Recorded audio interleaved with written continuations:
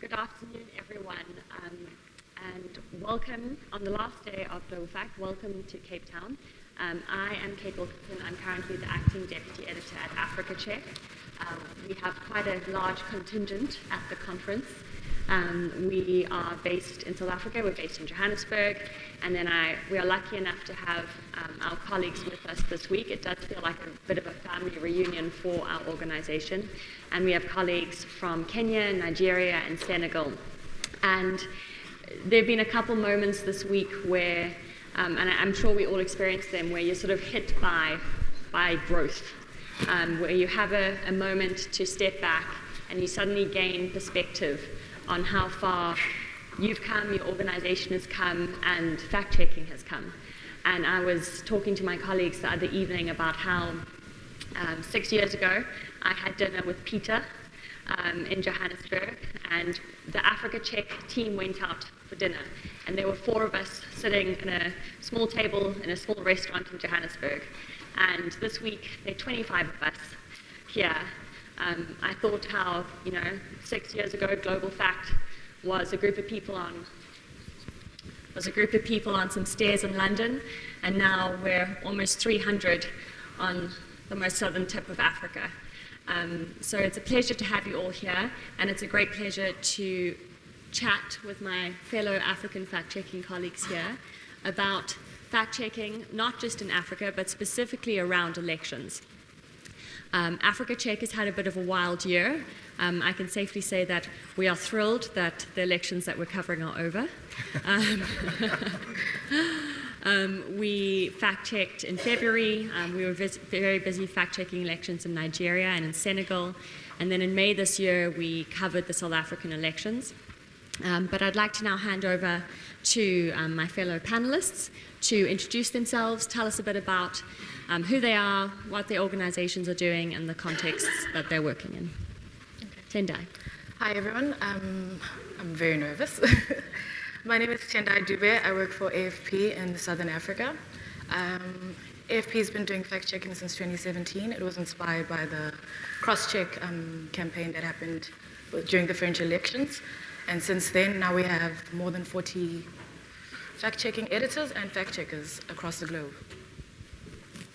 All right, good afternoon. All right, my name is Mugendi. I am the managing editor of PesaCheck, which is a fact-checking organization based in Nairobi, and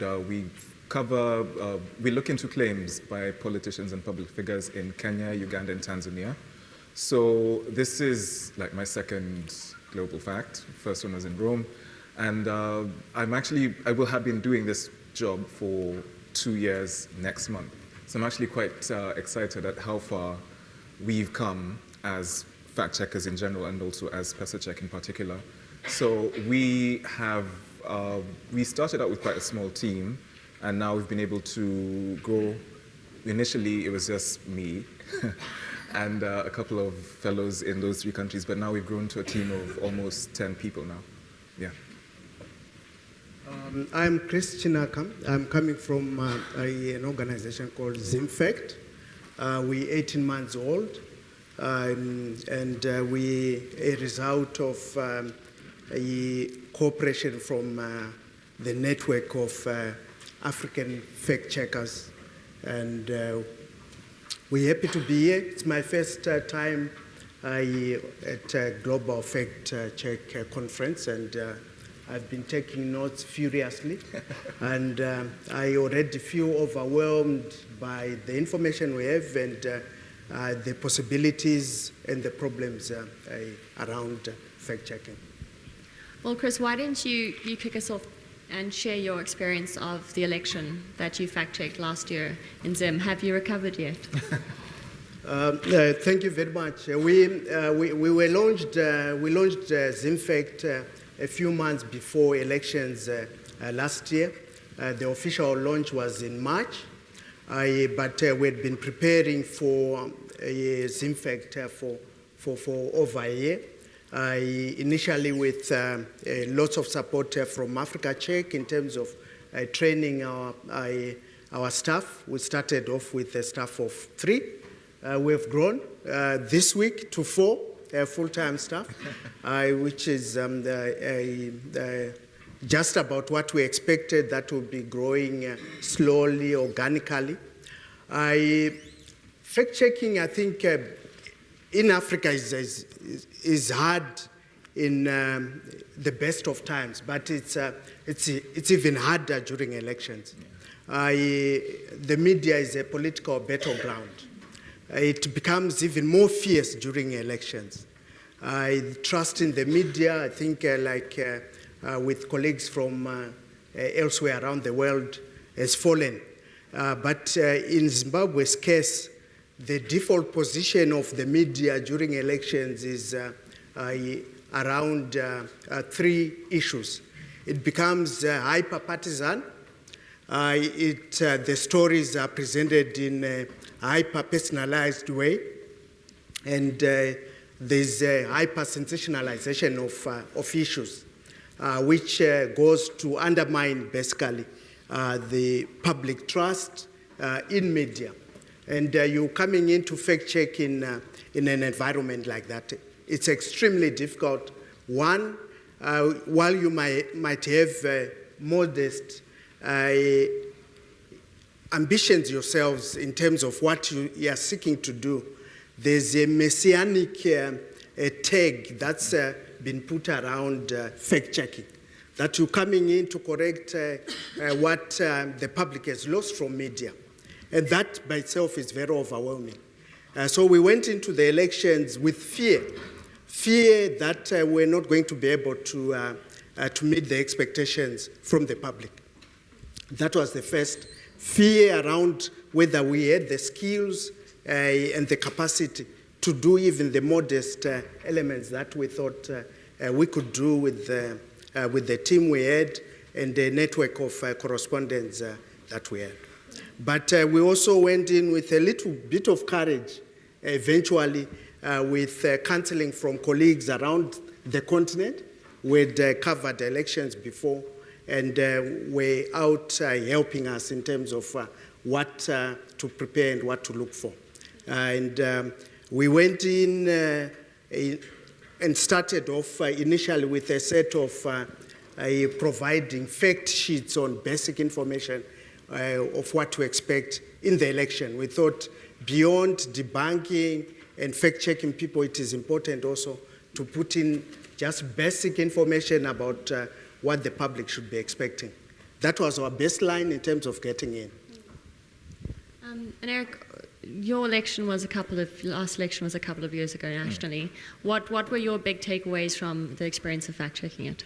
So, okay, we actually had two elections. We had the initial general election and then the presidential election, which had to be repeated after the Supreme Court ruling. And because the fact is that we found ourselves basically trying to fix the symptoms of misinformation around elections rather than fighting the actual misinformation, because the approach that we had taken was to go onto social media and try to get as many potentially false claims as possible and try to debunk them. So I think the main thing that we learned from this is it's important to have at least a local network of people that you can count on or trustworthy persons that you can call on to verify this information. So to do that, we didn't try to build this network ourselves. We worked with organizations that were actually operating in the space. So we were fortunate to partner with the Elections Observation Group, which have been monitoring, they've been monitoring elections in Kenya for more than 20 years. So they have a national network of observers. And what we did was every time we saw something that could be potentially damaging, we were calling these observers and trying to figure out from them, have you witnessed this incident? Is it true? Is it false? And if they didn't have the information firsthand, they were able to sort of quickly verify it. So the thing that I would say we have learned is that the way misinformation manifests is really, it's similar in all the elections that we have been able to sort of monitor, because we've been able to partner with Zimfact and Site, who are based in Zimbabwe, to check that election. We're also observers as part of the cross-check initiative in Nigeria, and then we've also worked with election observation groups in Malawi and to some extent in can't remember where it was. There's another election that we've done. But it's because we have so many, the way this misinformation manifests tends to be quite similar.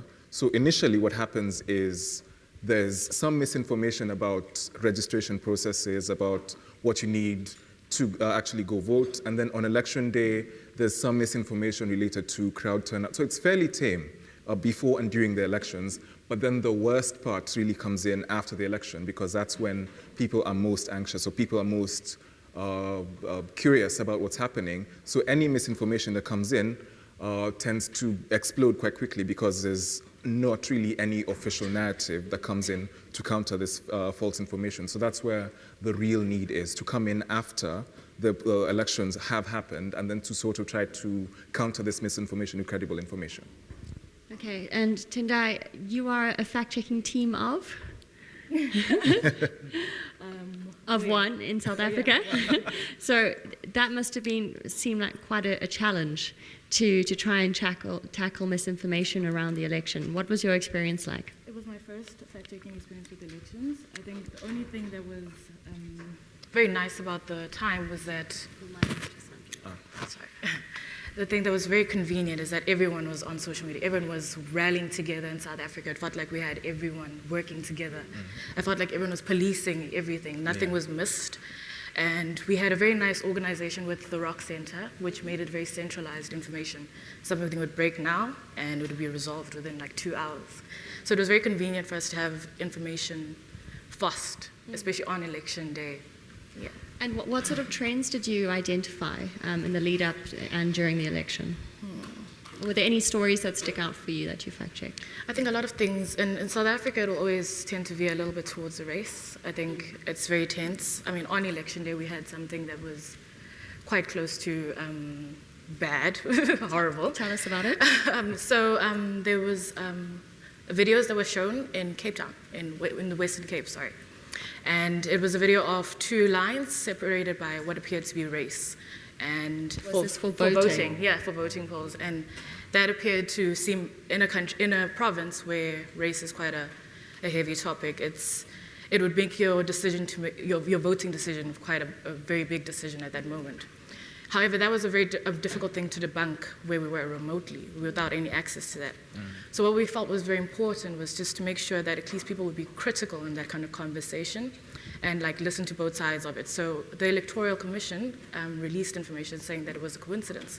You know, the initial crowd that had gathered had registered at a different district, and the crowd, to separate them for practical reasons. That's why they were separated. But it wasn't separated by race, it was separated by forms and district, yeah. And how was this flagged to you? How did you find this? How did you find it? Went this? viral. It was viral. Within like a few hours, it took no time at all. Everyone was talking about it. Everyone was talking about this queue that was separated by race in a country where apartheid, happened. And how long did it take you to get the fact check out? I think that was that evening. It was that evening. It took a while to get hold of the Electoral Commission. They might have been busy. They were very busy talking about it, campaigning messages and trying to debunk a lot of the things that were already coming up before. For us, we had a lot of like reoccurring themes, like manicures being a problem for ladies, and that's something that it happened before, and it's something that always seems to come up. I think it was in Zim as well. Yeah, it was also in Kenya. In Kenya as well. Okay. Can you share what the if you've got a manicure, that you wouldn't be able to vote, or you'd have to take your nails off to vote. It seemed like. One of the for the indelible ink. Yeah. Sorry, yes. So when we vote in South Africa and in many African countries, and I'm sure around the world, they scratch your name off, and you might get a stamp in your ID book, and then you get a mark on your nail. And the story that was doing the rounds was that if you're going to vote, you had to take off your fake nails, and there were even some voting stations that put handmade signs up on the wall telling voters that they had to remove their nails if they wanted to vote. I think one of our party representatives was also a victim of it. I think his wife. Oh, that's true, yeah. Okay. Are there any trends that you guys identified in the lead up to the elections that are worth noting? I think one of the most subversive things that happen around the elections, and in Zimbabwe's case in particular, was where you get information, although we have provided the basic information guides on what's going to happen. You still get others coming through and suggesting the elections have either been postponed, the times have been changed, and it was an area where we had to intervene pretty fast, first to reaffirm that the dates are still the same, the times are still the same, and you think the people who are more vulnerable are those out in the rural areas who have woken up early in the morning and are heading out to the election, and there's all sorts of information that the elections have been postponed. I think that was one. The second one was where you heard on social media people posting banner headlines of supposedly from newspapers when they are false, either lampooning one or the other of the political parties or players. I think that's there.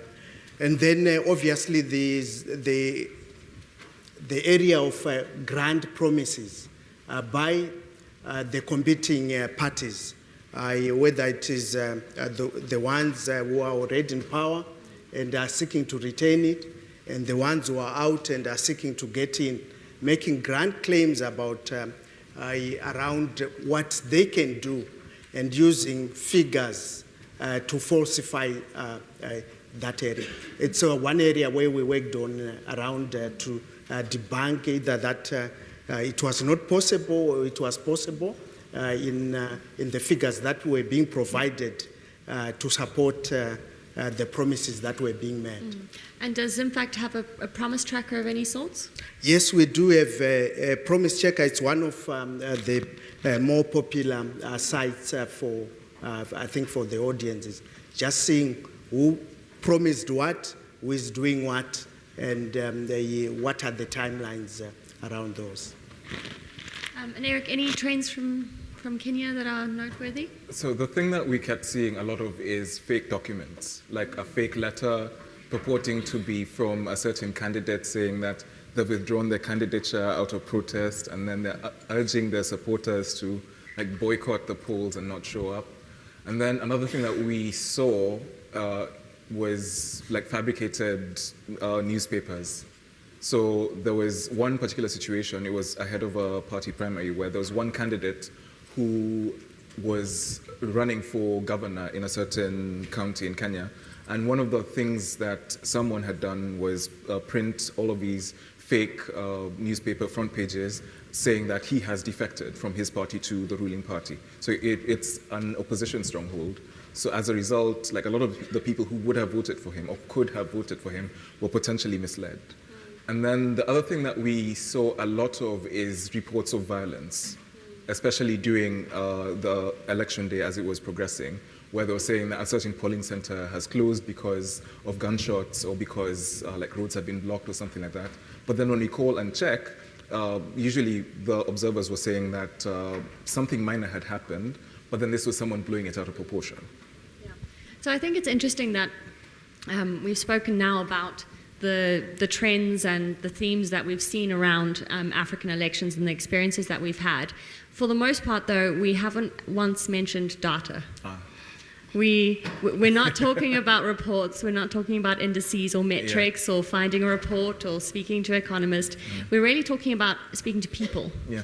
And I think that is sometimes a distinction where we think about elections, and this is the title of this panel discussion is going to be how we deal with unreliable data. Yeah. But we had an interesting discussion at the coffee break, and I was wondering, Eric, what is your first response when you see a title or a discussion about unreliable data in Africa? Do you think that's a fair reflection of the challenges that we face?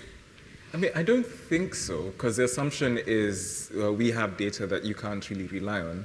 But what we're seeing is the data is there, but then the problem is more of a process thing, where all of these instances where the elections are being carried out tend to be generally free and fair, but then when it comes to the counting of the ballots or the sort of figuring out where the likely hotspots for violence are, it's not really a data thing because it's a situational thing. So in terms of like the responses that we're trying to put out during the election, they weren't really like long like fact-checking articles, or basically like a quick social media post saying this there's a report of this happening in this place.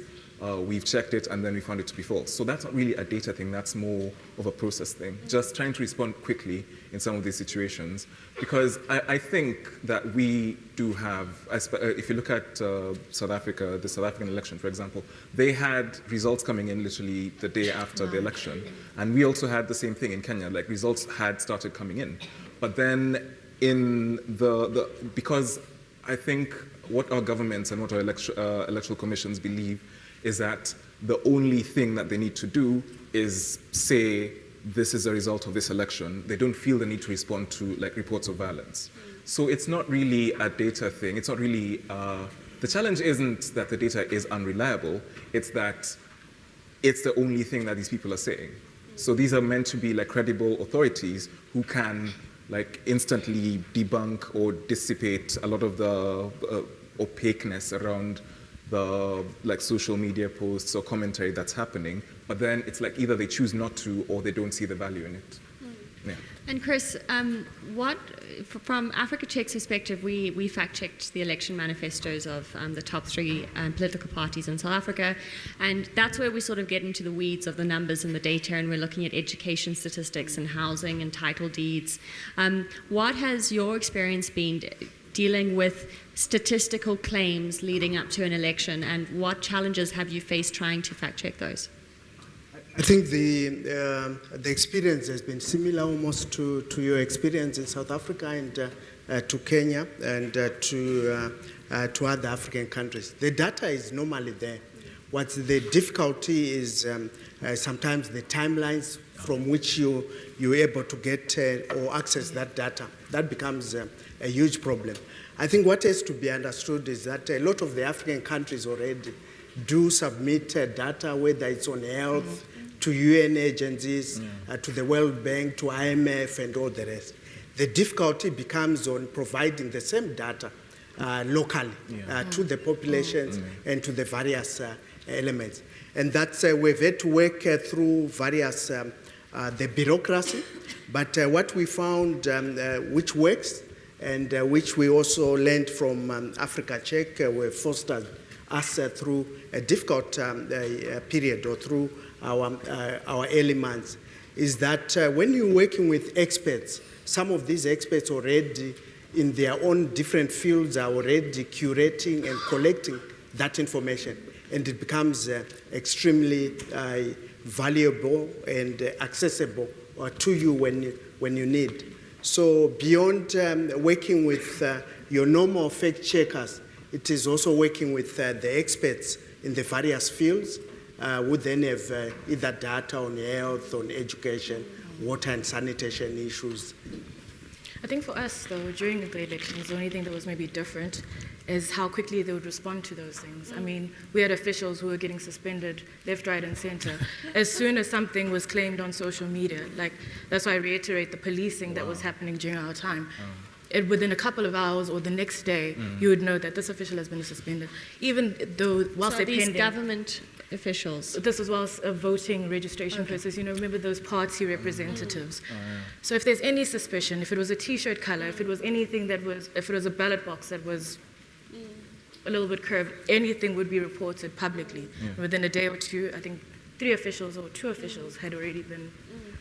And I think, Cris, you raise a really interesting point, and it's something that I've experienced a lot, is that if we're fact-checking a claim, say about literacy or about health, we will fact-check the claim, and we may use we'll use the best available data, and that will be probably national statistics from a national survey. And someone's going to hop onto Twitter or jump into your comment box and say, how can you use these statistics? You should go to the UN or the World Health Organization.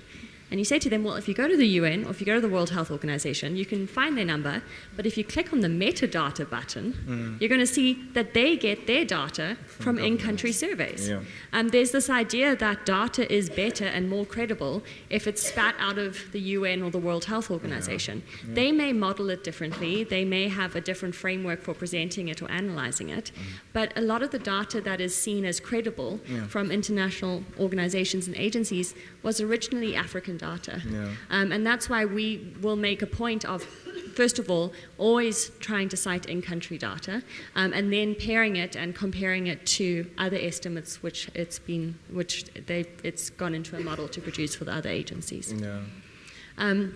So, Tendai, I wanted to chat to you. Have you, during the elections this year, did you have much interaction, first of all, with our National Statistics Agency, so that's StatsSA, or any government departments to get data where you found an interesting exchange? I mean, we've got a good relationship with StatsSA. I think everyone in the country has a really good, open and accessible relationship with StatsSA. And I mean, as an international organization and media agency, we've always had a strong relationship with them. When it comes to trying to get data with fact checks, I think everyone experiences the same issue. You have to explain to people why it's so important to get it out like now, as soon as possible, and then as soon as you explain how you found that piece of information, it's like, okay, sure, let me go find out and I'll come back to you, and maybe they won't. Okay, most times they don't, so then you go back and then you go back and then you go back. But if it's before an election, you'd really hope that's something that people would want to insist on. But some experts, I mean, I'm sure everyone has faced it, don't want to speak on the record. I don't know why. It seems like a very important thing to get out, to just clarify it there and then.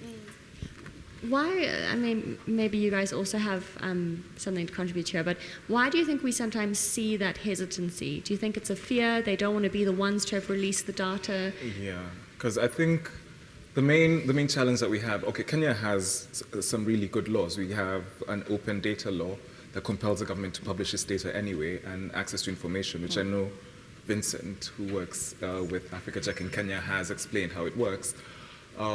We do have these laws in place, but then the thing is, sometimes we've seen, like the National Bureau of Statistics in Kenya, they want to sell this information. So they don't want to give it out for free, even though it's been collected using taxpayer money. Do they sell it? Yes, sometimes they do. Like if you want to get like the complete census results, you have to buy it. So they publish like a popular version with like really key highlights online, but then if you want the full report that breaks down population throughout the country, it's a document that you have to pay for. And then the other thing that we've seen is sometimes there's reprisals on people who share data or who are named publicly in some of the articles that we do. So a lot of times someone will tell you, fine, this is the situation, this is what the data shows, but don't quote me. And so we find that really difficult because one of the things that we have to abide by is transparency of sources. So you can't say someone at the Bureau of Statistics has said this and this. We have to get someone who is able to speak on behalf of the organization so that we can quote them. And then the other thing that we have seen is there's this, I wouldn't call it like lethargy, but sometimes yes, it is lethargy. Like you send an email and then you send an email following up on your previous email and then another one, polite reminder, and then finally you're like, are you giving me this data or not? So it doesn't, like, we feel like it shouldn't get to that point where you feel like you're almost going to kick down their door and tell them this is the data I want. But it's like it's almost like a power thing. They want to feel important and recognized and that you are basically beholden to them to give you this data, which we find to be ridiculous. And have you bought the census data? No. No, and has that limited any of the fact-checking that you've wanted to do? Not at the moment, but because we're actually having a census in Kenya this year, so that is one thing that could potentially happen, especially when it comes to reporting on the results from the census. So a couple of media organizations are asking us, how are you planning to fact-check the data that these guys will publish in terms of like the national population, the population by counties, and if I guess we do, because we do intend to query that data when it does come out. And if they compel us to buy it, we might have to just go down there and write a check Our experience around data is basically one informed by a situation where there's little trust between authorities and the media, where data is very political. When you have had a country going through an economic crisis for a long time, almost any data is political, can be used for propaganda purposes, and that's what tends to happen with media, whether private or public. It uses the same data to say different things for different political reasons. And so the cooperation with the statistical office is a difficult one in the best of times, a more difficult when your position as professionals is being present. So as fact checkers, one of the things we've had to demonstrate is that we neutral, we are in a professional space, and the tone and temperament that we've adopted for fact checking has had to be a little more different from our colleagues who work in media every other day. And in the space that you're working, with you being at pains to put across that you're neutral, what has government's response been to you? Have you had any experiences that have been a surprise? So far, so good, and we hope that our work has spoken for us in terms of underlining or highlighting that neutrality and tone about the fact that we're not aligned to any political party, any politics within our country. I think the difficult element has been sometimes when you receive foreign funding is whether you can demonstrate that despite the funding from outside, you are enjoying the editorial independence that you require and that you need. And it's one that we've had to, I think, constantly be aware of and constantly have to highlight that we are in this, but we're in control of the editorial line of what we're doing. And those questions about your funding, AfricaCheck has also sort of had to deal with those accusations and questions. Have those questions come from political parties or the public, prominent individuals? I think those questions arise from, in a highly polarized and political environment like ours, they arise from everyone, but mostly from government, about what is the intention, who is funding you, what do you intend to do with it. They could also arise from the opposition, thinking, okay, does your neutrality mean you endorse the ruling party? And that sort of thing. So it's almost a no-win situation, but it's one eventually which helps to profile you as a professional. And so far, in terms of the criticism, we've tried to be as even-handed as possible in terms of what we choose to fact check, how we present it, and how we take the responses. It has also affected the way in which we use social media. We try as staffers on Zimfact to keep our opinions to ourselves about what we think about various things, because that could be misinterpreted to mean that's what informs our editorial approach to issues. Do either of you two, do you guys have social media policies or guidelines for your fact checkers about behavior online, what you share, what you don't share? So as much as possible, for our fact checkers, we ask them not to police what they're saying in a personal capacity, but then when they are talking about the work that they're doing or trying to share the fact checks that we have produced, we ask them to be as neutral as possible so that there's no implication of bias. Because what we've realized is a lot of times if we do share our own personal views, some people start to assume that the work that we're doing is sort of informed by our own personal views, but we have shared a statement that says we are politically neutral, we don't support any political party, we are just doing this work as a public service. And then as a result, like we've seen interest in the sort of work that we're doing both from the government and from the opposition. And then actually, in addition to what Cris said, we went to Zimbabwe ahead of the election with Jigsaw to do a couple of trainings on like verification and fact-checking with like some political parties and some journalists and technologists as well. And one question that we kept getting was, so who are you supporting in this election? Even though we have objectively stated that we are just here for like to support fact-checking and ensure that the truth does come out. Because I don't think, no, I think the idea of just being deliberately neutral in the face of all, like the fact that a lot of things are politicized is quite rare and quite difficult to understand.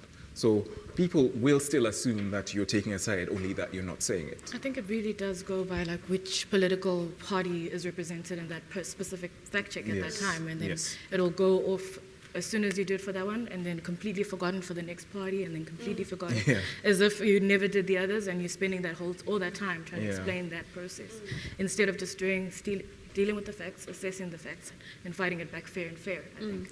And did you at AFP, did you have any feedback from political parties or experience with party officials in response to your fact checks?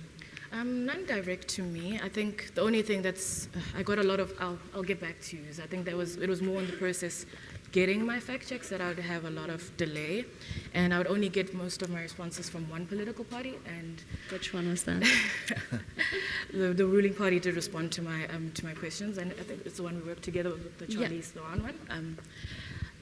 The other parties weren't getting back to me. Well, it was a delay, or I would get very nonchalant responses like, I don't kind of think so. Very random kind of responses. So I think Africa Check has been working in South Africa for 7 years now, and we're still explaining to people what fact-checking is. And I think we'll do that for the rest of our lives. This is our fate. But Eric, what's your experience in Kenya? When you get in touch with people, do they know who you are and what you're doing? A lot of times, we've had some very interesting responses when we introduce ourselves. So one person thought that we were a lending service. Because lending. A lending service? Yes, because pesa in Swahili is money. Yes. Were they disappointed? They were very disappointed. So, and then a veteran and fairly well-known journalist as one of our co-founders. So we tend to write a lot on her reputation in government circles. And a lot of times it's because she is still quite vocal when it comes to talk about social issues. So we're able to say we were co-founded by, her name is Catherine Gishero. She has done quite a lot of work across in the Kenyan media landscape, and she's working with lots of women journalists, especially all over the continent. And because of the work she's done, we're able to introduce ourselves, especially when it comes to establishing relationships with newsrooms. And but when it comes to government, they just treat us like any other media house.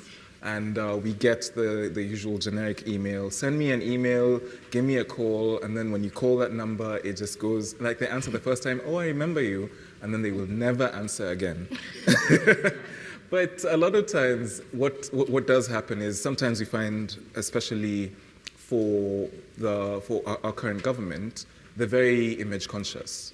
So when we do have a query that we send to them, they can be quite responsive. They can say, for example, if you have a question, just ask the government spokesman or spokeswoman, and her office tends to respond quite quickly, depending on what you're asking about.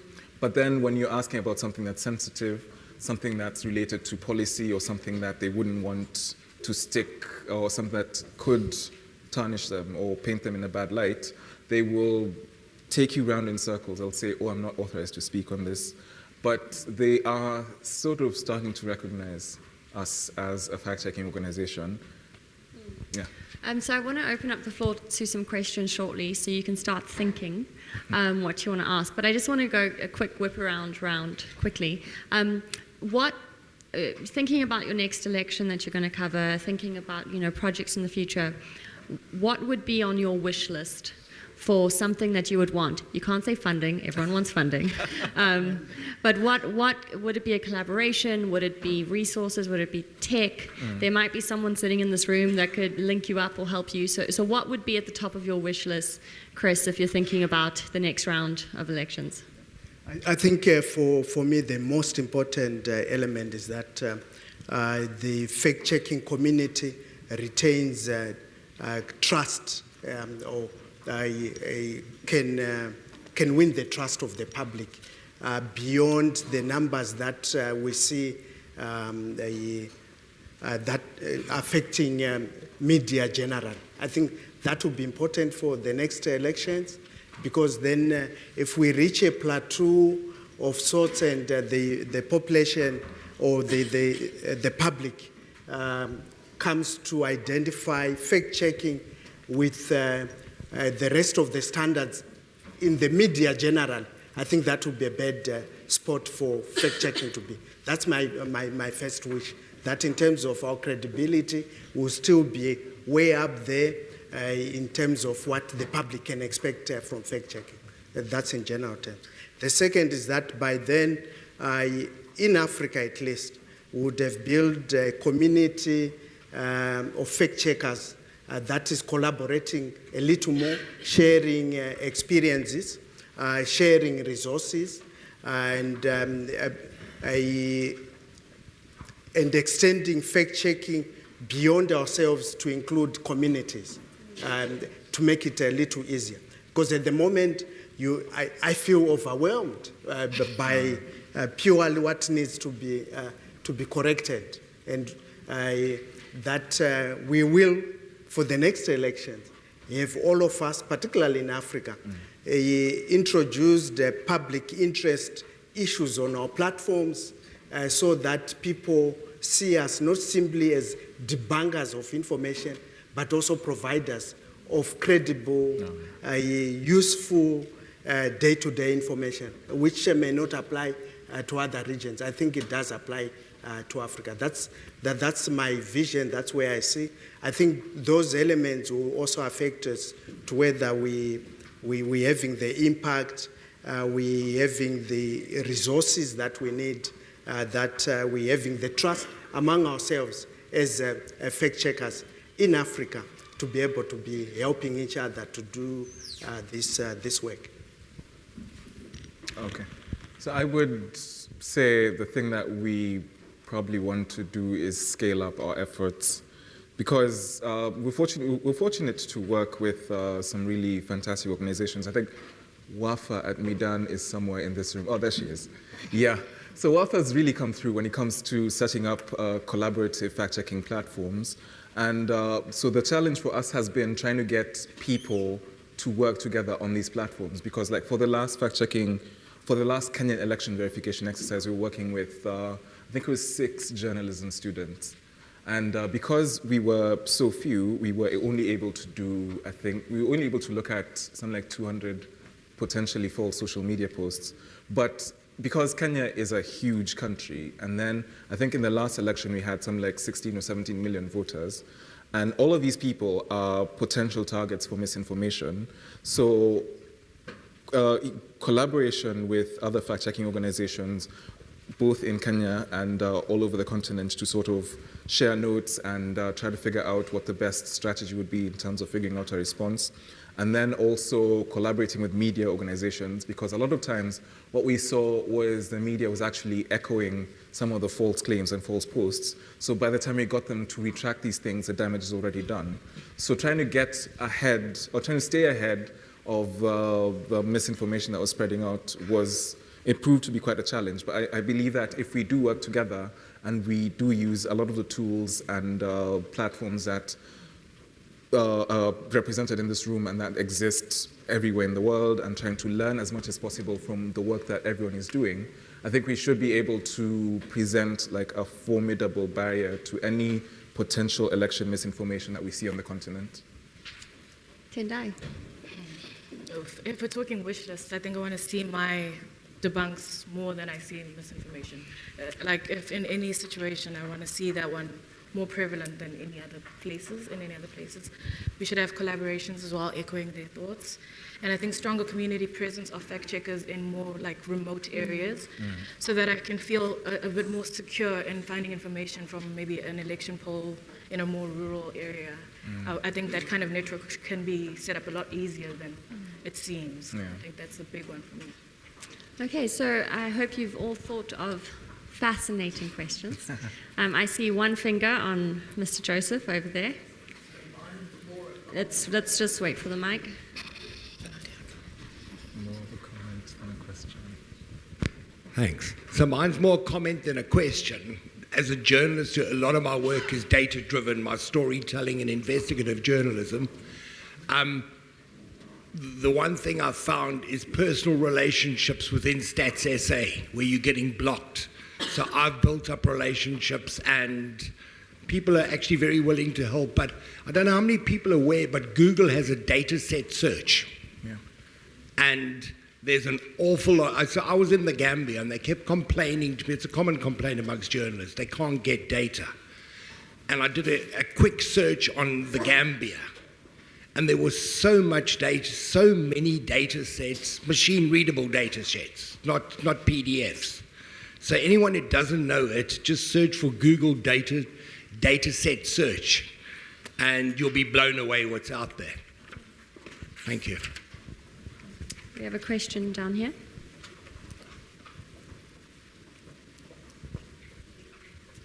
Just please introduce yourself. Yes, certainly. Alan Leonard, editor of Fact Check and I, based in Northern Ireland. I really enjoyed this because I'm a bit of a data scientist wannabe, so I enjoy talking to other data scientists. Cris, I really liked your perspectives, and you're talking about presenting yourself as neutral and part of what we do, because in Northern Ireland, being a very ethnically divided society, we were very conscientious when we were establishing ourselves not to fall into a trap very quickly. So we sought out claims across all parties, and we published both the verified claims and the debunked claims. I think that really helped us establish a bit of trust and credibility amongst all the parties. And in regards to our statistics agency, the Northern Ireland Statistics Research Agency, NISRA, we wanted to second them until I learned that you had to pay for that, which I didn't have money for. But thankfully, they volunteered. And so we have an advisory board, and they have 2 representatives on our advisory board. That may not be practical, but it really helps kind of make that relationship real if you can develop that. And then talking about getting stonewalled by government departments, I was whispering, Freedom of Information Act, I mean, we're fortunate for that, but maybe as a suggestion in regards to a policy initiative is to try to get some political support among civic society for something like a Freedom of Information Act, because you will always get that. We all get it. We're all going to get that stonewalling from government departments. And finally, I just want to say in regards to, even on the back of the last comment, in NISRA, our agency, they had a touchy relationship with some journalists. Not that the journalists weren't using data, but they were using, say, the wrong data. And so they were actually publishing stories that weren't entirely accurate in regards to, say, housing. And so thankfully, the leadership at NISRA, it was leadership, they said, well, maybe we should invite the journalists in and try to educate them or show them the better data sets to use. So I'm just setting forward a bunch of ambitions. So my question is, in each country, because I would like to know, how does the public view the official data sources, specifically the statistics agency, because people are always going to have views about the government agencies. But in each country, how does the public view, do they trust the statistics agency? Thanks. It's a great question. Do you want to kick us off, Tendai? There's very high trust in Stats SA in South Africa, and yeah, I think there's quite a high level of trust in the Kenya National Bureau of Statistics. And one of the things that they do is they publish all the documents, all the documents that they do research on. So we get a quarterly economic survey, we get reports on lots of different things. Things like the consumer price index, like how much inflation has increased by, they're all available on their site, and they are fairly credible. And people trust them? Yes, for the most part. Yeah, I think similarly, I think there are no questions about the skills that collect and collect this data. The difficulty is around how it is presented to the public, and that's what shapes the public attitude towards the data. When it is presented in a propagandist manner, with pro this line or anti that line, it does affect how ordinary people relate to that data, which makes the neutral presentation of that data critical. And I think that is where fact-checking organizations such as ours can play some role in helping people to relate to that data in a much more informed and neutral manner, in which they can then make their own deductions without having to fall for others. We have a question in the middle.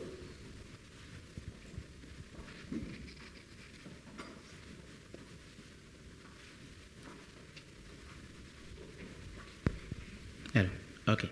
So just to give a clear insight about Nigeria and the last election. So your question about citizens trusting statistics agency.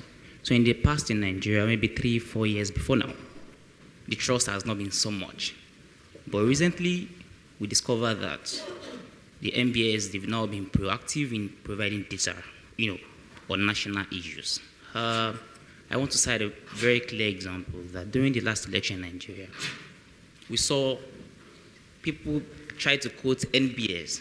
Opposition party tried to quote the Nigerian Bureau of Statistics to say that, unemployment rate in Nigeria unemployment rate is fast, getting on the high, so people starting to say, don't vote for the president and all that. So the Statistics General of the Federation, it would come online to debunk and say, see, this is the actual figure that we have on our website. So, but because we have a vast majority of Nigerians that are not on the internet, so it's affected how they will get it.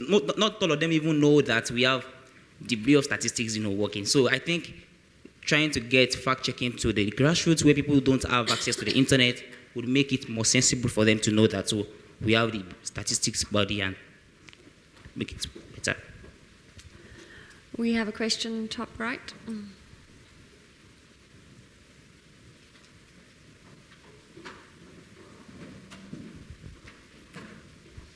Thank you. Mikko Salo, Faktabaari. When we are talking about the elections and fact-checking, the debate, at least in Europe and States, as far as I understand, it's pretty much on disinformation at the moment. So I was just curious to know from this angle that how big an issue it is. Do you have anything on that one? How big an issue it is in African elections, and how have you positioned towards the disinformation in your services? Thank you. Does anyone want to tackle that?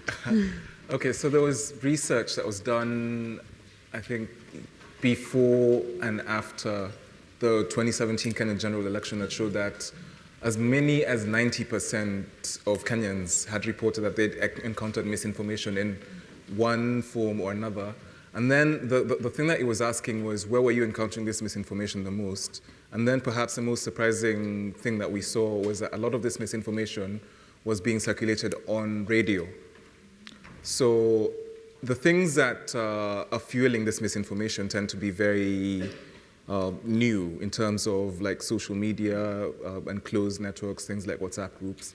So that's one thing that we've seen when it comes to encountering this misinformation. So that's sort of informing the strategy that we're trying to use to counter the misinformation.